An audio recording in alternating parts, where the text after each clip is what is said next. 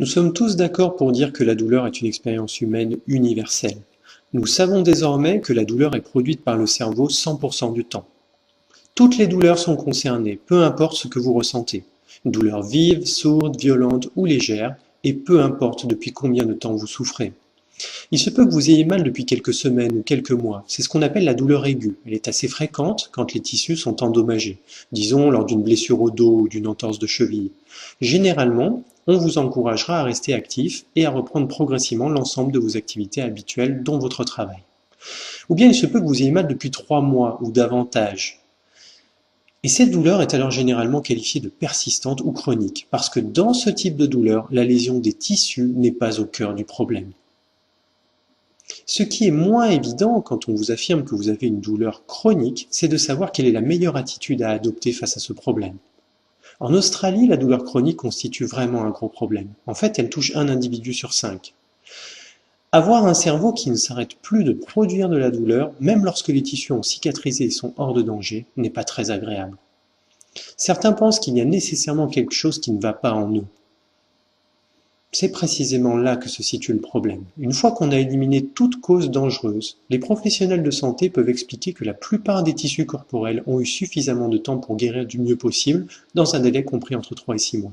Donc, quand la douleur continue à être produite par le cerveau, elle est moins en lien avec des changements structurels à l'intérieur du corps et plus en rapport avec la sensibilité du système nerveux central. En d'autres termes, tout est plus compliqué. Par conséquent, pour tâcher de résoudre ce qui vous arrive, vous avez besoin de rééduquer le système nerveux et le cerveau. Pour ce faire, il est utile d'examiner toutes les choses qui affectent le système nerveux et qui pourraient contribuer à votre propre expérience douloureuse. Ce qui peut vous aider, c'est d'observer la douleur chronique d'un point de vue plus général et d'utiliser une approche structurée en faisant un plan d'action. Il est ainsi moins probable d'oublier quelque chose d'important. Commençons donc par le côté médical. Tout d'abord, la prise de médicaments peut vous aider, mais elle a ses limites. Ce sont les approches les plus actives qui sont nécessaires à la reprogrammation du cerveau. Donc, utilisez les médicaments pour démarrer et par la suite, vous pourrez généralement les espacer puis les cesser. Certaines personnes pensent aussi que la chirurgie pourrait constituer la solution. Mais face à un problème aussi complexe que la douleur chronique, il se peut que la chirurgie soit inefficace.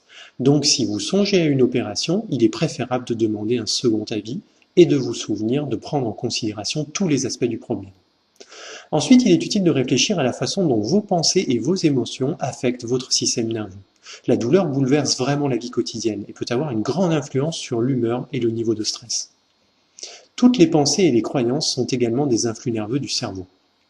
Mais vous pouvez apprendre à réduire le stress et à ralentir l'activité du système nerveux. Ces aides conduisant à un certain bien-être émotionnel peuvent aussi réduire la douleur. Le troisième aspect à prendre en compte est le rôle de l'alimentation et de l'hygiène de vie. Aujourd'hui, il semble que notre mode de vie moderne puisse nous être préjudiciable. En fait, il se peut que ce que nous mangeons et la façon dont nous vivons contribuent à sensibiliser le système nerveux. Un bon point de départ est d'observer tous les facteurs comme le tabagisme, la nutrition, l'alcool et le niveau d'activité physique et de déterminer s'il n'existe pas une problématique. Ces informations peuvent faire partie intégrante de votre plan de bataille. Un autre enjeu de taille est d'analyser le sens plus profond de la douleur et le vécu personnel en arrière-plan.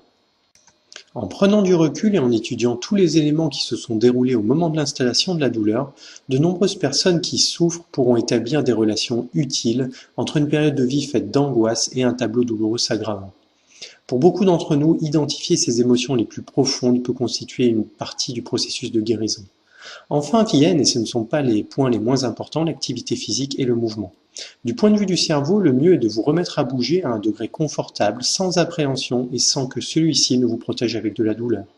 Et vous rétablirez progressivement la condition physique de vos tissus. En résumé, la douleur, elle provient du cerveau et elle peut être reprogrammée. Et quand on l'examine à l'échelle globale de l'individu en prenant le recul nécessaire, on a plus de facilité pour commencer à la traiter. Alors demandez de l'aide si vous en avez besoin, fixez un objectif et en avant.